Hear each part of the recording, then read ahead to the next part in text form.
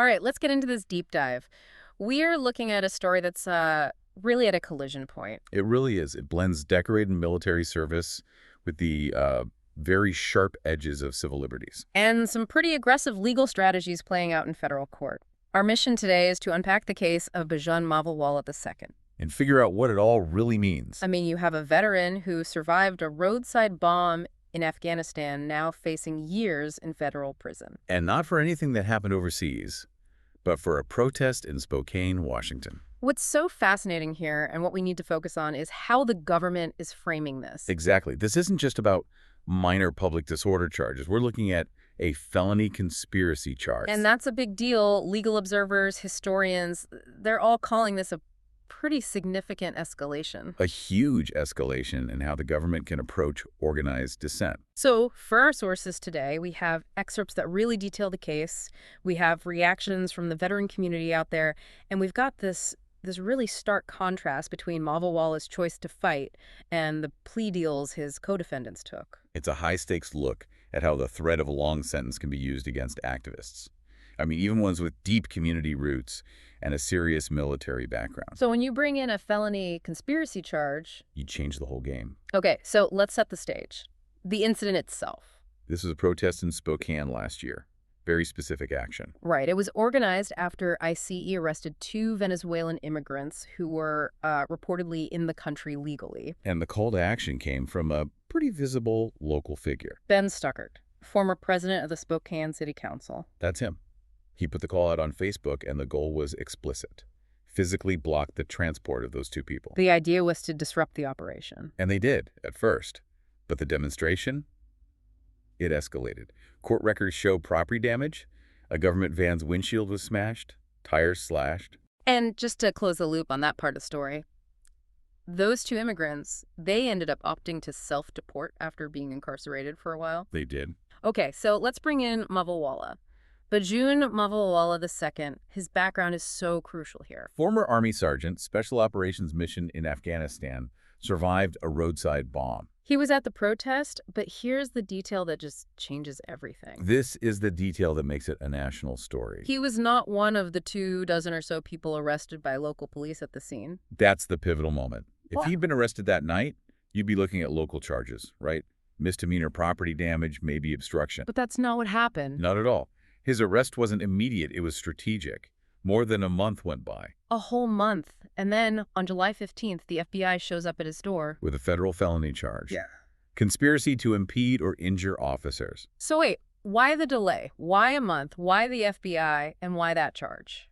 It seems like an absolutely strategic move. You know, conspiracy is about 2 or more people agreeing to commit an unlawful act. So it shifts the focus from what he actually did. Exactly. It moves from what he did on the ground to what he maybe planned to do with others. It's a much more elastic charge. Far more. It lets federal prosecutors go after organizers, perceived leaders, even if they weren't the ones actually smashing a window. So they turned a chaotic protest into a premeditated crime. And that justifies using the hammer of a federal conspiracy charge. That distinction. Wow. It changes everything. And you can see the pressure it creates. Mavalwalla has decided to fight. He's going to a jury trial. And just for choosing to exercise his right to a trial, he is facing the maximum penalties that everyone else avoided. 6 years in federal prison. A $250,000 fine. And 3 years of supervised release. It's a massive, massive gamble. Especially when you put it next to the outcome for the guy who organized the protest, Ben Stuckert. Right, the former city council president. He pleaded guilty to the exact same felony conspiracy charge. And his deal. A totally different world. Instead of that 6-year max, he got 18 months of supervised release. And there's a chance the charge gets reduced. If he stays out of trouble for that 1.5 years, it gets knocked down to a misdemeanor. I mean, that is the difference between 6 years in a federal penitentiary and, well, checking in with an officer for a while. It's a textbook example of how the plea bargain system works. Court records show 4 of the 9 people arrested for conspiracy have already taken deals. And the thinking is that everyone else, besides Mavalwalla, will probably do the same thing to avoid prison. The threat of the 6 years is the leverage. It just steers almost everyone toward a deal. And Stuckert, at his sentencing, he framed it as civil disobedience. He brought up Martin Luther King Jr. He did. He said, "We must be courageous while accepting the consequences for our actions, and we must never stop fighting for each other."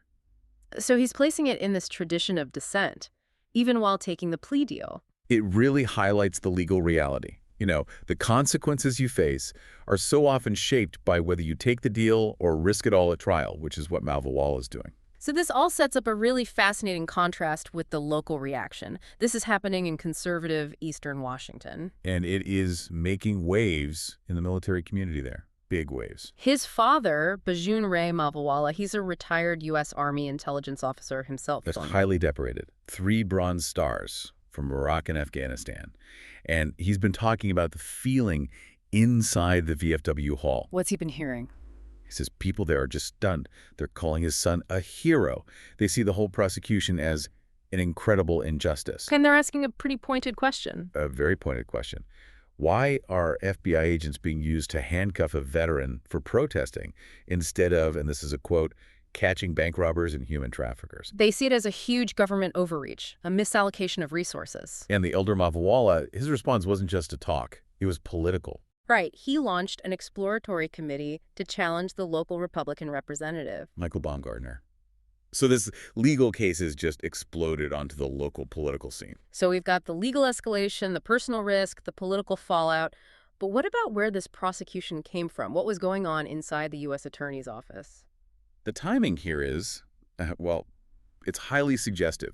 These indictments were handed down just 2 days after the acting U.S. attorney, a career prosecutor named Richard Barker, resigned. And Barker said something pretty remarkable on his way out. He did. In a social media post, he said he was, quote, "grateful that I never had to sign an indictment or file a brief that I didn't believe in." Wow. I mean, coming from a career prosecutor just before these indictments drop, that implies a lot. It raises some very serious questions about whether there was internal comfort with targeting these protesters with these specific federal charges. And then the person who replaced him. That cemented the shift. Donald Trump nominated Pete Serrano. He's a former litigator for a conservative advocacy group called the Silent Majority Foundation.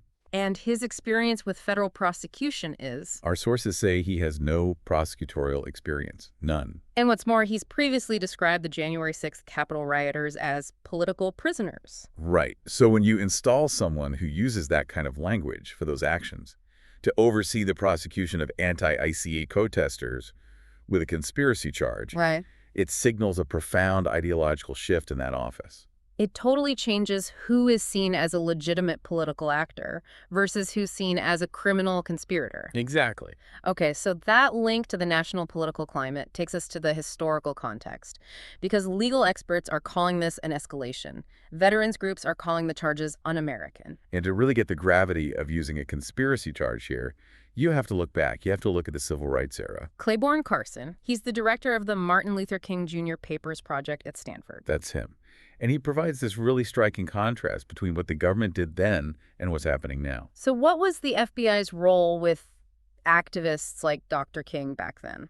Well, they definitely engaged in some severe surveillance. They spied on Dr. King. They spied on Carson himself. He even remembered his own FBI file had a note that he'd been seen at the beach. Seen at the beach. That sounds almost absurd. It is, but it shows how petty the surveillance was. But here's the crucial distinction Carson makes. He said the FBI was seen as an investigative agency. They watched, they documented, they harassed. But they didn't arrest Dr. King for conspiracy. That's the line.